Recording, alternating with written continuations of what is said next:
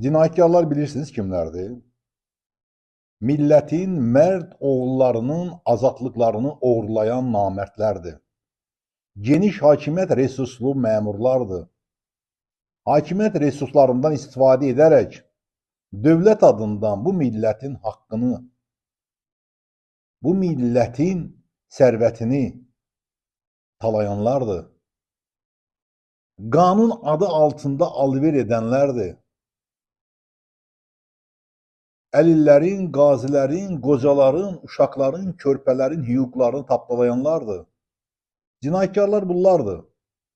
Nə yazıqlar olsun ki, yaşadığımız analoqsuz ölkədə cinayətkarlar məhz insan hüquq və əsas azadlıqlarının təminatçısı rolunda çıxış edirlər. Ən böyük cinayətin elə özü də məhz budur, bu düşüncədir. Bu cür kadrların hakimiyyətdə təmsil olunmalarıdır.